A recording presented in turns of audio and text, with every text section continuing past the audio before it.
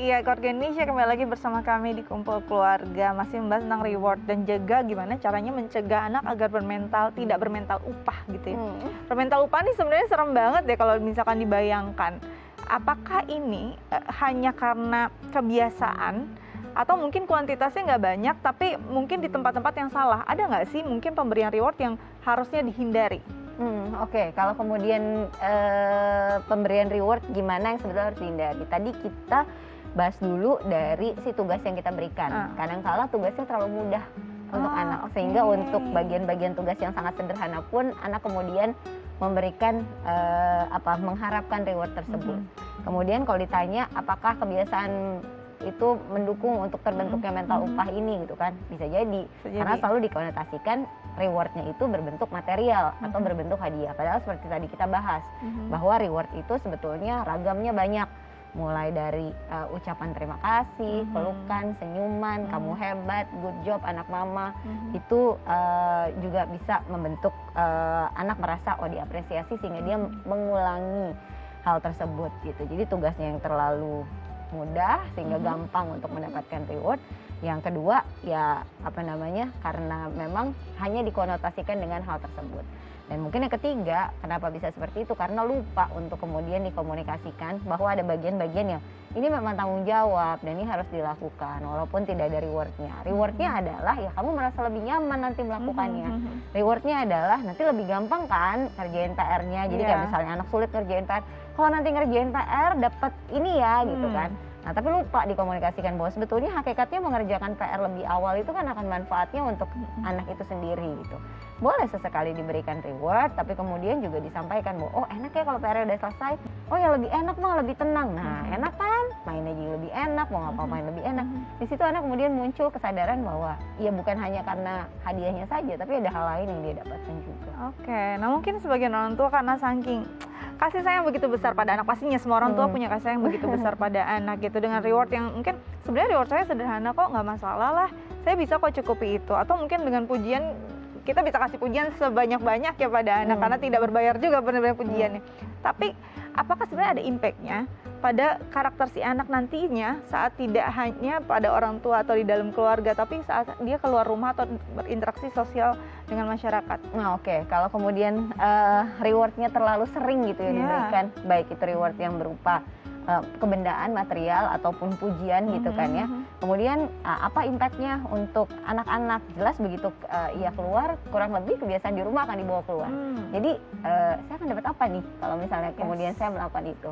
Ketika saya tidak mendapatkan itu kemudian tidak dilakukan.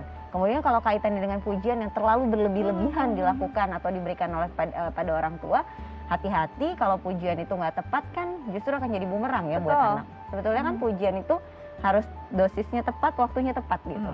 Kemudian kalau terlalu sering dipuji, kemudian terlalu sering mendapatkan reward, anak kemudian jadi merasa bahwa ia layak untuk mendapatkan perhatian yang khusus gitu. Perhatian yang memang berlebihan gitu, kayak kamu diutamakan karena sudah ini maka kamu dapat hadiah ini, terus mendapatkan treatment yang dalam tanda kutip sedikit berlebihan setelah melakukan sesuatu.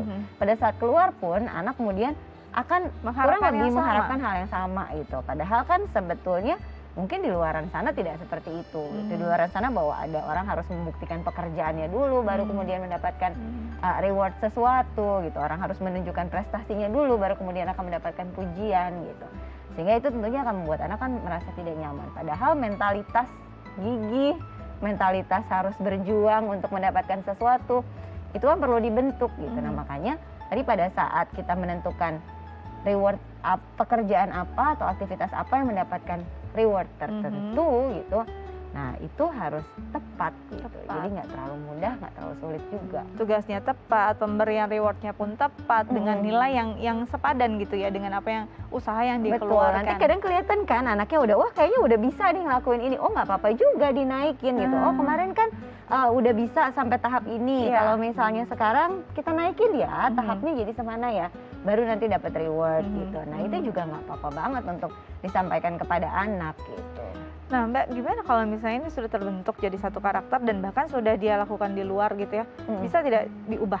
Bisa banget. Jadi tapi mungkin prosesnya cukup panjang, butuh dukungan dari seluruh keluarga gitu. Perlu kan. terapi tertentu kah?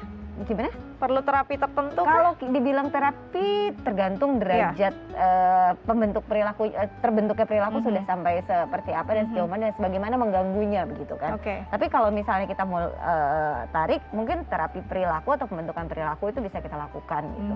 Jadi misalnya dia mau melakukan sesuatu karena satu hadiah gitu kan, mulai kurangi hadiahnya sembari diajak berdiskusi bahwa nggak semuanya tentang karena hadiah. Apa manfaat yang kamu dapat? Karena biasanya kan udah besar gitu ya. Apa sih manfaat yang kamu dapat dari melakukan ini? Selain dapat hadiah apa lagi? Menurut kamu yang lebih berarti buat kamu apa lagi? Sehingga dia muncul insight, oh ya ternyata karena ini, oh ternyata ini, oh ternyata. Nah, itu akan membuat dia merasa bahwa oh ya pun kalau nggak ada hadiahnya sebenarnya aku mendapatkan banyak hal kok dari ini. Itu poinnya. Jadi dalam setiap hal atau setiap tugas gitu ya, satu atau tahapan tertentu sebenarnya bukan hanya rewardnya yang bermanfaat, tapi usaha dan tahapannya itu jadi pengalaman yang luar biasa bermanfaat untuk anak, dan itu yang harus kita komunikasikan pada anak sebenarnya. Betul. Mbak Ayu, makasih banyak loh sudah berbagi bersama kami di Kumpul Keluarga. Nanti kita ngobrol-ngobrol lagi ya.